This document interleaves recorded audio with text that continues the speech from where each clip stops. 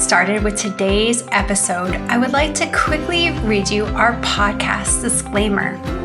This podcast is for educational purposes only, and it is not to substitute for professional care by a doctor or other qualified medical professional.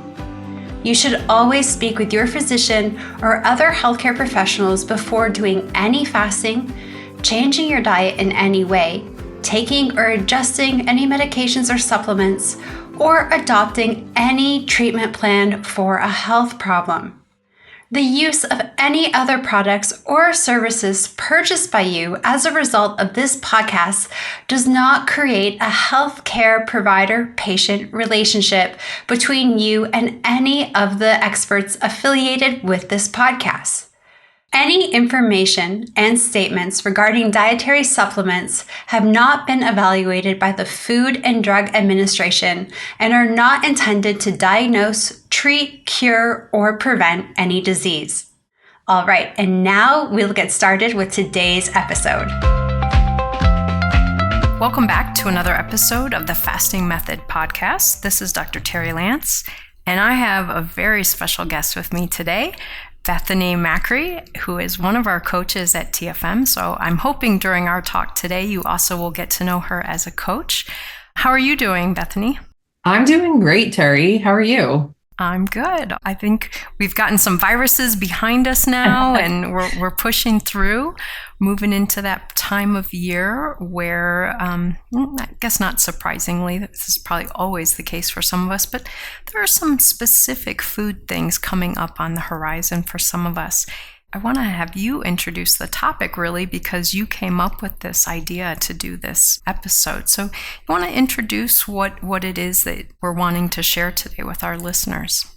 Absolutely. So in my experience, as well as many coaches' experience, certainly within the fasting method, what comes up is that it can be difficult to eat differently than your significant other.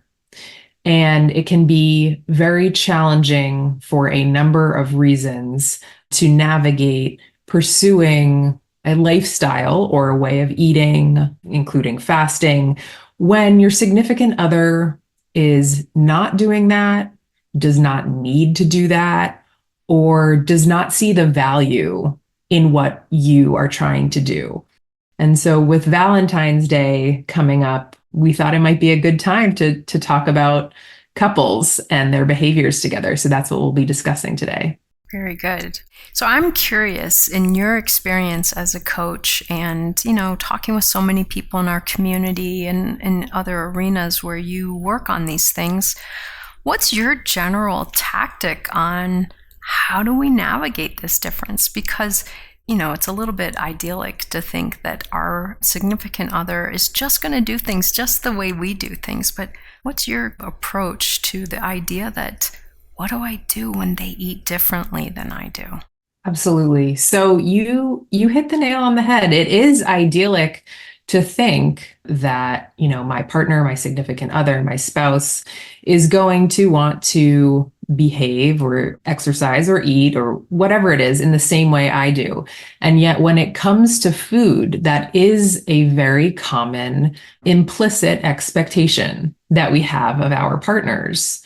And so the first thing I try to do with people is just to normalize that and let people know how common it is for two people who are in a couple to like different foods, to prefer to eat in a different way, and to need to eat in different ways. And so from there, once you normalize it, it begins to feel a little less scary, I think, for both people, and you can start to move forward. So that's the first thing, just understanding that it's common and it's normal. The second thing is to acknowledge out loud with your partner what you're doing.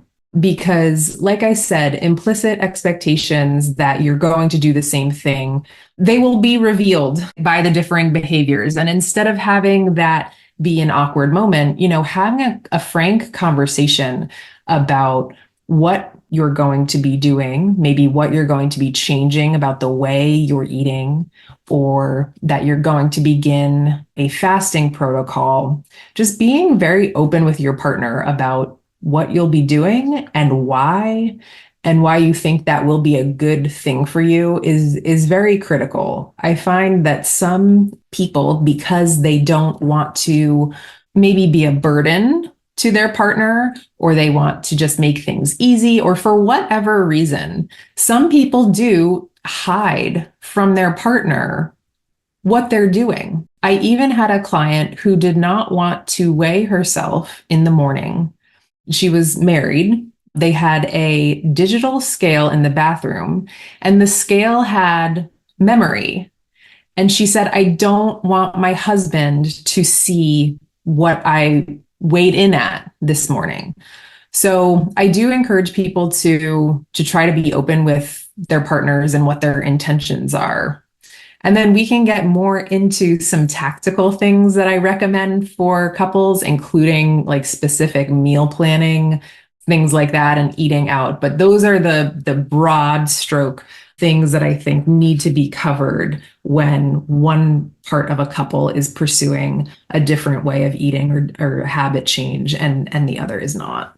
I think those are really important, Bethany. I'm glad you shared that.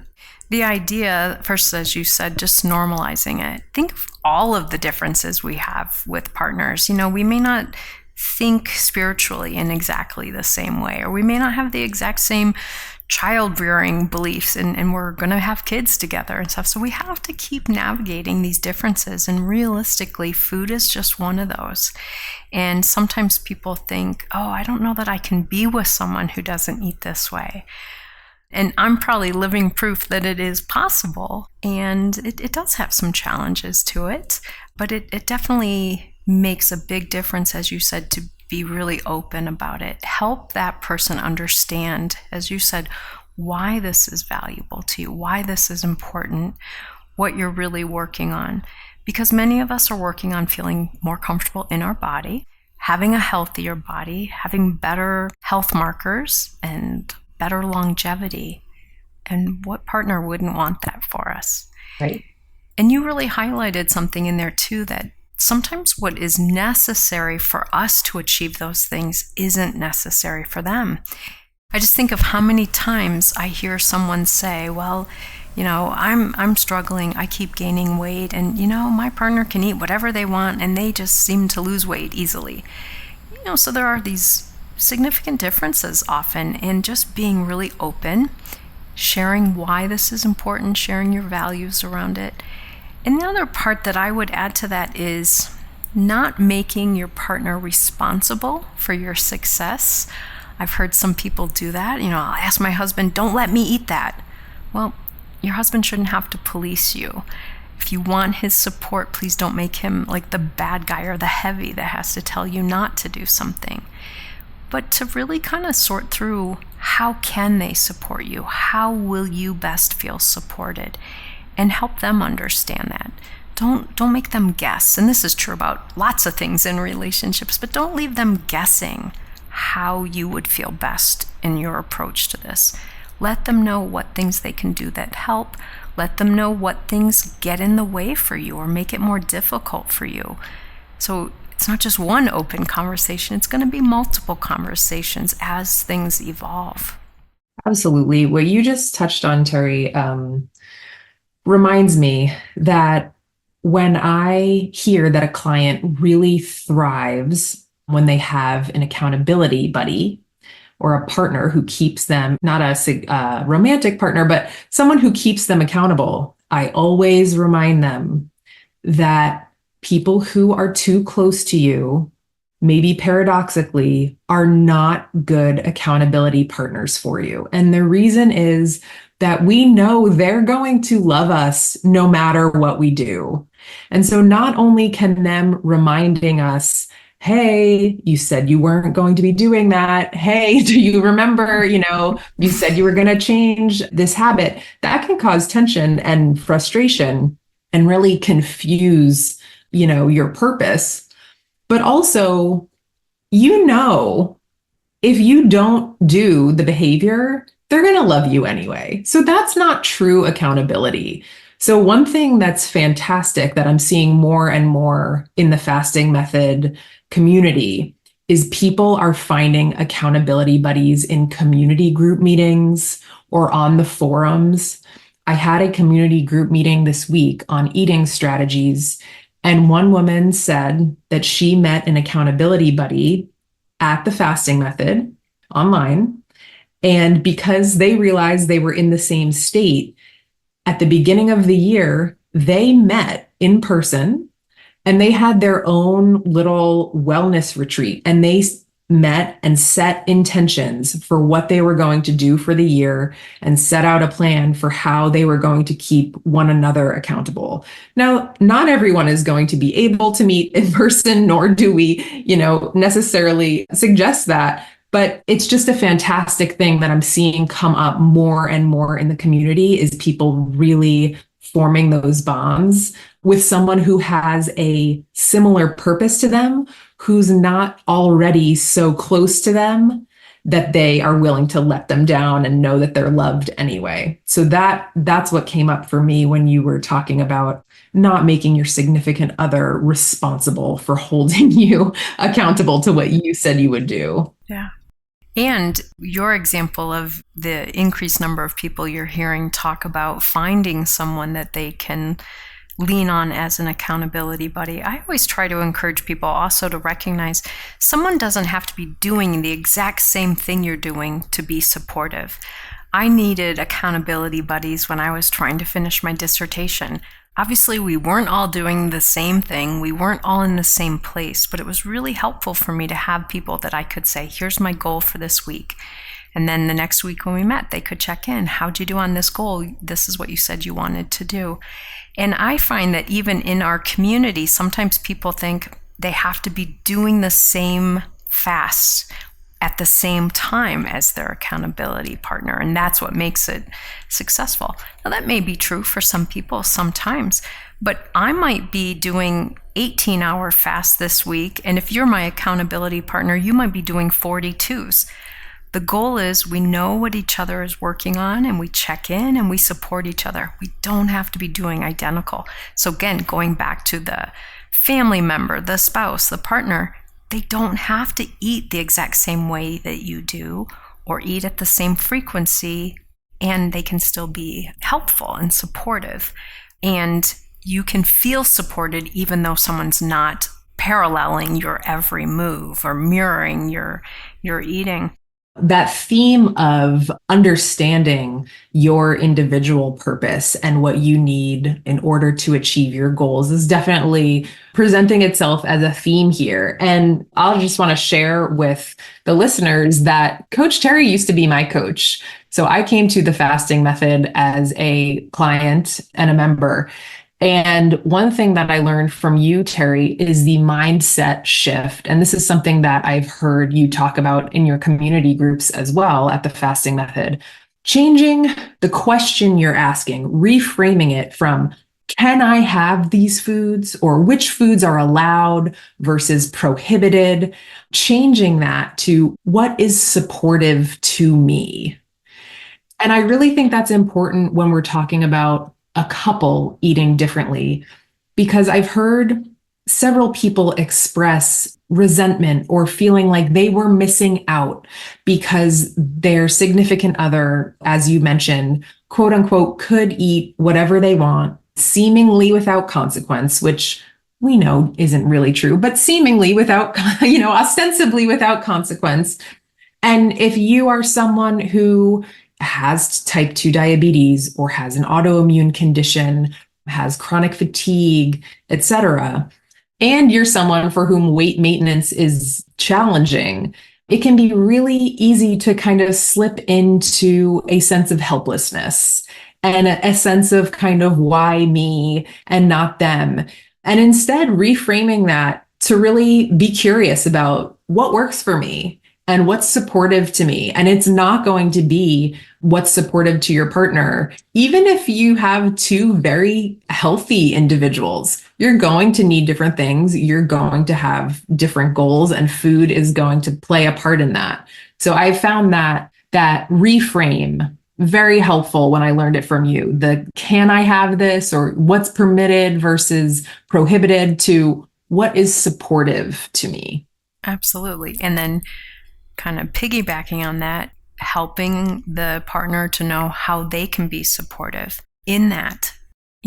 Maybe it means that as you're meal planning, and I know this is something that you're going to be doing soon in the fasting method community, is you're hosting a webinar on meal planning. So this might be really well timed to kind of get in there and learn some more about meal planning. But if you're meal planning with someone, how do we take into account what we each need to make our meals work? Now, it doesn't mean we can only eat food that works for both of us. It might mean there's one portion of the meal that works for each of us or both of us, and then each of us has a different side that we eat with it. So maybe we just make the one main part of the meal and then two different sides, one that you're going to eat and one that I'm going to eat. And so everyone's needs are met. Doesn't mean we always have to have all of the same food or that we can't share any food. In Bethany, in thinking about this, the way you've kind of highlighted it so far as we've been talking, it just made me think too, for some of us, it's just the act of sharing food, sitting down with someone, engaging while we're eating or engaging while we're cooking. So does it really matter if it's completely different food? It's the goal of spending quality time versus no, you have to eat the same thing I eat, or you can't eat what I don't eat. Yeah, meal prep is something that I've become really excited and passionate about because I used to live in Brooklyn, New York, and my apartment was roughly the size of a shoebox, and it was really challenging to make food at home. And so I ordered out a lot, and I do attribute some of my weight gain and deterioration in health to that habit. And when I began to cook more at home, things became a lot easier to manage in terms of my blood sugar and my weight and my chronic fatigue, chronic pain, etc. So I am very passionate about that. So I will be hosting a webinar on Friday, February 16th for Fasting Method community members. And I'll be, giving a presentation and then inviting people to ask questions. Live Q&A is really fun, and it's a chance for you to get in there and ask questions about challenges that you're having with meal prep. You mentioned eating different foods together at the same time. My partner and I are a pretty good example of this. So my partner is currently trying to put on mass and get into a new weight class for some martial arts. And I am not trying to do that. I am trying to maintain, and I actually have a competition coming up where I need to drop a little bit of weight. And we had a meal prep date this week. And the one thing that I would really recommend for folks, if they eat differently from their partner, and this is just a very tactical, concrete example, is like you mentioned, Terri, to have different, distinct items. It's going to be really hard if you eat differently than your partner to have a one pan or a one pot meal that satisfies both of your nutritional needs. So, for example, something that's like a one pan or one dish meal would be something like lasagna or a stew or something like that. And from there, it's just really hard to pick out, for each of you to pick out what you need. So I would recommend separating things out or making the stew or the one pan or the one pot meal with only things that overlap for both of you. And then, if your partner, for example, needs to have additional carbohydrates for some reason, they can have that served over what they need. And you can have it with a side of sauteed greens, just for example. So the more you can really get clear on what you need and what they need, then you can start to identify what you both like and see where the crossover is and start to prep from there. I love it. Exactly. I have been learning that fast and furiously in these past few months, but it's really wise. The other thing I'm thinking as we're talking about this is this did come up around Valentine's Day. And, I know for some people, it is a time when, if you are in the restaurant industry, you know that this is a very busy week of business. A lot of people go out to eat around this Hallmark holiday. But, a lot of us have this around any other things, our birthdays, anniversaries, other celebrations, graduations, things. So I often think about questions that come up around holidays. What are we going to do? What restaurant will we go to because we eat differently? How will we order our food? I think you have some tactical things to talk about there too. The first thing I thought about as far as this being close to Valentine's Day is a not so uncommon thing that I've heard some folks in our community and some of my coaching clients, and that is when it comes to a holiday or a special occasion that their partner or loved one might want to spoil them with, a problematic food, a dessert item or some type of sweet type thing that they're really working on not having often in their diet or eliminating completely. And it creates a little bit of tension when that person is acting from a place of love and wanting to give you this thing or make this thing for you, but it doesn't really work for you. And to me, this goes back to your original point that you made about that being open and having an open conversation. And I really encourage people, if this has happened at past holidays or things, or if you're at all nervous that it's going to happen at Valentine's Day, just to be really clear with your partner. And I talked last year around this time about the love languages, but let them know, if you want to show me how much you love me, here are some great ways to do this. I would love it if you gave me a massage, or you gave me a gift certificate to get a massage. I would love it if you went to the opera with me or whatever it is. But when you get me these foods that I used to eat and you know that I love them, that I'm no longer eating them, that doesn't express love in the way that I can feel loved. And some of us actually feel like we're kind of being sabotaged when they do that. And oftentimes I don't think it's intentional. They know this is something you enjoy and they want you to have it. So they get you your favorite dessert. But you're working on reversing your type 2 diabetes, and you know that is really going to complicate the picture for you. Let them know, be proactive. Rather than that box of chocolates that you've gotten me every year, this year, I would just like a card and let's go for a walk or something to take the focus away from them expressing love using a food that actually is harmful to you. Definitely. I think, the other thing about food is that as a gift, it's relatively cheap and it's really easy to get. So I think that one very concrete thing that people can do is make a list of treats. A treat is not necessarily food.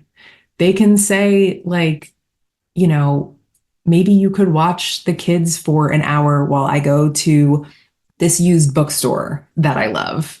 Or maybe you could bring me some people love puzzles or a coloring book, whatever it is. There are so many things that if we just stop and think and get creative, that we can provide that don't unintentionally derail our partners. The other thing that you mentioned about eating out, Terri, is that it can really be a bit of a minefield for couples who eat differently, only because there are so many options at restaurants where you can make different decisions. So there's the alcohol, there's when the bread, if the bread is served, when that's brought to the table. Then there's appetizers and mains and then dessert. And so there's a lot of decisions that need to be made and need to be negotiated. And what I want to invite people to consider is that I think that sharing food is a little bit overrated. So let me explain that. I mean, we say, sharing is caring, and it can feel very sweet and kind of romantic to share a dish with someone and, experience eating it at the same time. And if you decide that that's what you want to do on a special occasion, then do that. Be conscious about it, know what you're doing, know the impact that it might have on you. But in the same vein, decide when you do not want to do that and decide when you are going to order separately and explain to your partner why that's important to you. I hear time and time again from clients and members in our community that when they go out to eat, especially with their significant other or in a group, that often they don't get enough to eat because they're focused on sharing and they're actually trying to stay on their plan. And so one problem can be that you eat foods that you do not want to eat and overindulge. Another issue can be that you don't get enough to eat because you've agreed to share and the food that's been ordered is really not something that you consider your food. So this all comes down to boundaries and saying, this is what I would like. And if you need to discuss it with your partner ahead of time, if you need to look at the menu ahead of time and decide what you're going to order, you can still share the experience of being together and being in the same place and eating together, even if you're not sharing the same food. Absolutely. So important.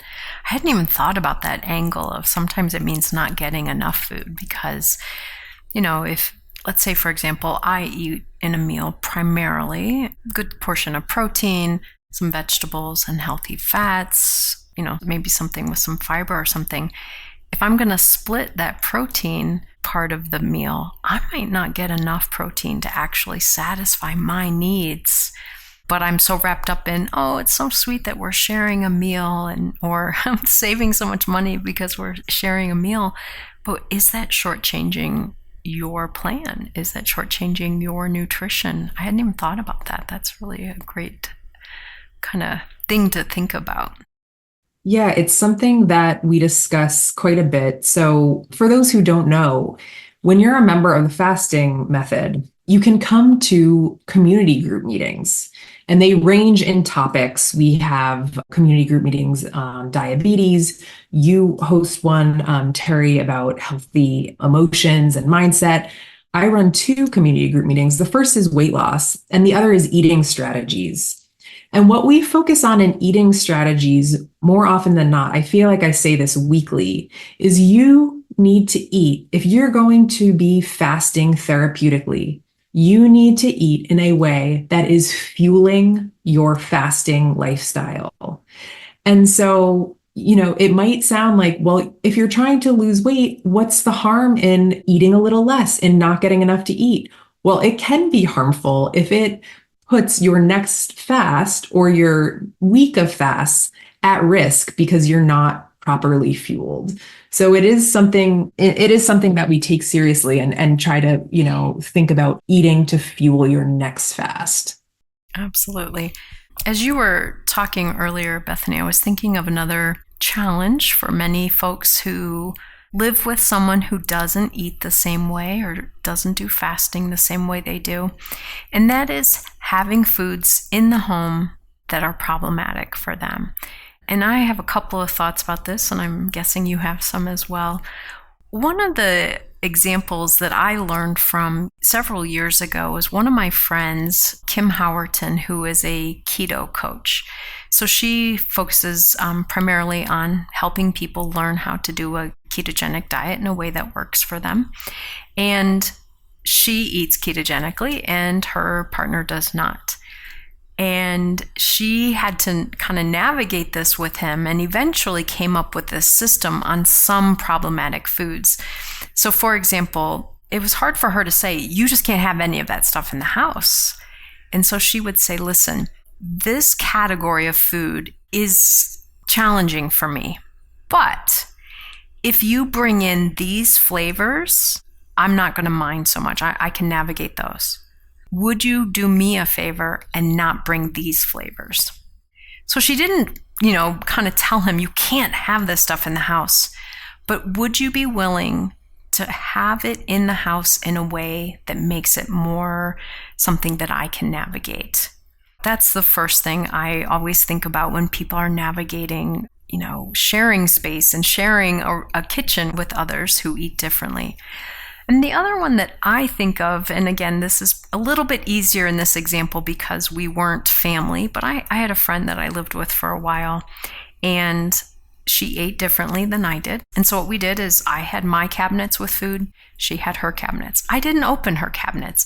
And there was one that I know was her baking cabinet. I knew skull and crossbones on that cabinet. I did not want to go in there. But we also had a refrigerator that had, kind of opened with 2 doors. So all of her stuff was on half of the refrigerator and all of my stuff was on this half of the refrigerator. So I never even really had to look at her food. I could just open my door.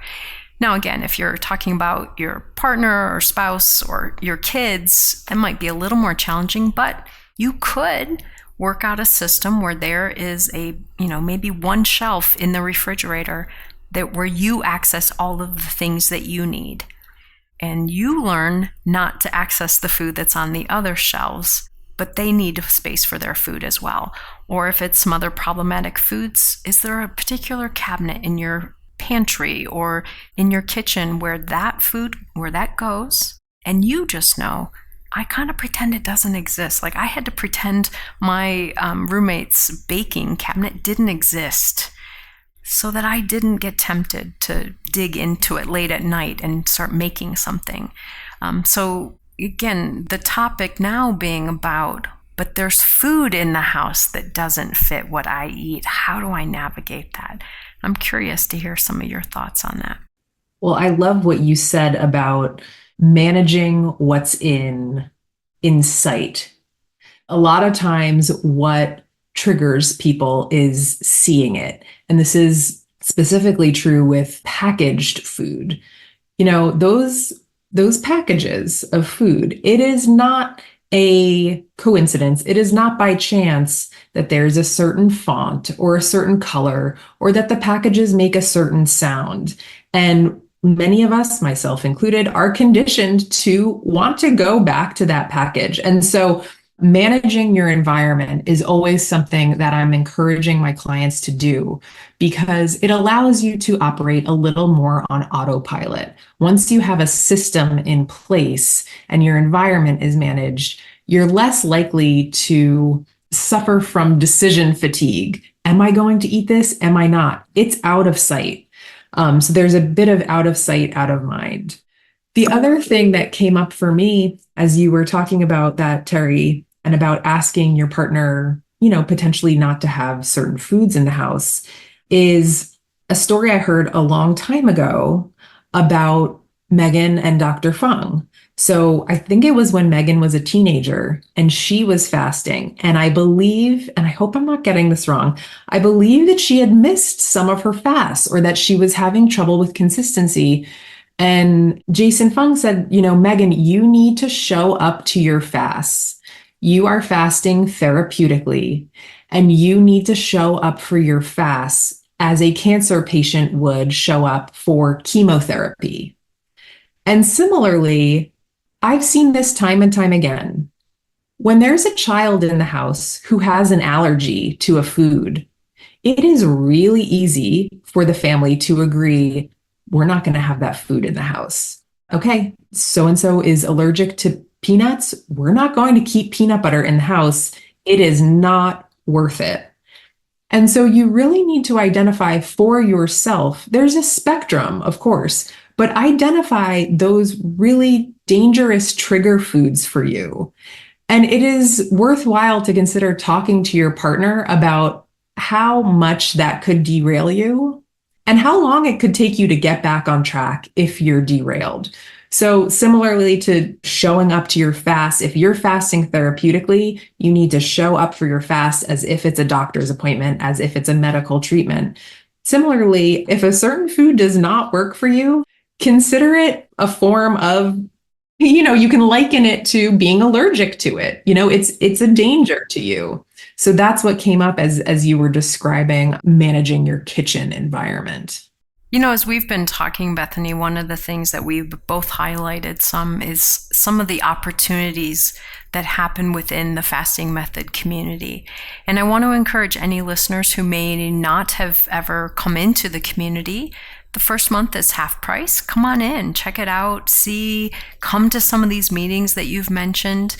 You could make a full-time job of attending these meetings. There's like 25 to 30 a week. So lots of opportunity for support and gaining information. There's a forum, which is only members. So it's a little smaller than the Facebook group and it's, more interaction within that. Also, all of our webinars, past webinars. So if someone misses your webinar when it happens, they can go back and watch it as a community member. So there are so many benefits of so many resources to access in being a member of the community. So I wanted to highlight that. And also, as we were talking today, I was thinking about an upcoming masterclass that we have with Coach Nadia. And it's about TRE, time-restricted eating.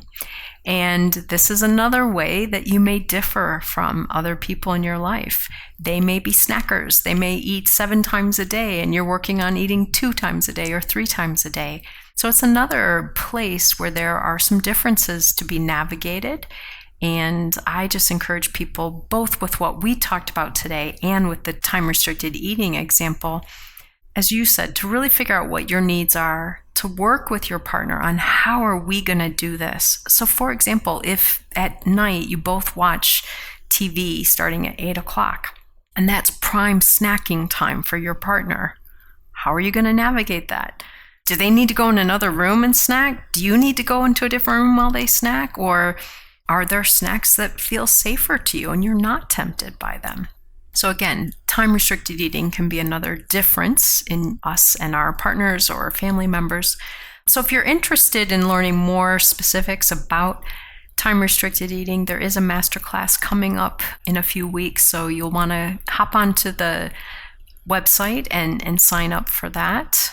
And I also wanted to just highlight, since you joined as a coach, Bethany, I've seen you seem very busy and you have lots of people that you're working with and the community and everything. So I'm curious, do you currently have any spots available for people who might be interested in getting to work with you? Yes, I do currently have openings, and I will be taking on more coaching clients. What I do at the Fasting Method is I facilitate small group coaching sessions. And I have had a wonderful experience facilitating these group sessions. And it's such an amazing conversation every time, because people who otherwise might not think they have anything in common end up really bonding over what they're working on. And like you said, Terri, they might not even be working on the same thing. And there's plenty of room, even within small group coaching. We make sure to provide individualized attention and to set you up with concrete goals for your upcoming week or several weeks. So yes, I do have some openings in my small group coaching sessions, and I would love to meet some new community members as well. Great. And if you're interested in signing up with Bethany or another coach, the first step would just be to go to the website, and there's a spot for coaching. You'll click on it. We have videos available in case you aren't familiar with the coaches. And then the first step you'll do is to do a 15-minute intake assessment where you get to meet with the coach and see if it's a good fit before making that big decision. So I'm excited that you have some openings right now. And obviously, some of you are really picking up on the fact that there's a lot of momentum going on right now in the fasting method. So get on board, come on in. And also for listening today to this podcast, if you like what you hear, please let us know. We don't know what people want to hear next. So give us a review. Let us know how this is going for you. Let us know what you like about it so that we can do more of what you like.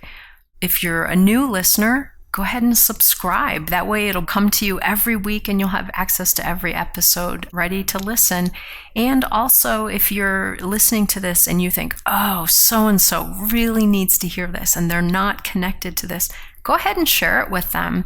That really helps spread this information to people who don't already have access. So those are ways that you can help other people and also to help us to, meet your needs more in these episodes. Well, Bethany, thank you so much for being here with me today. It's exciting to get to talk with you. You mentioned when you were a client of mine, it's so cool to get to talk to you now as my colleague. So I'm very excited to have you here. Thank you so much, Terri. Take good care, everybody. And we will be back next week with another episode.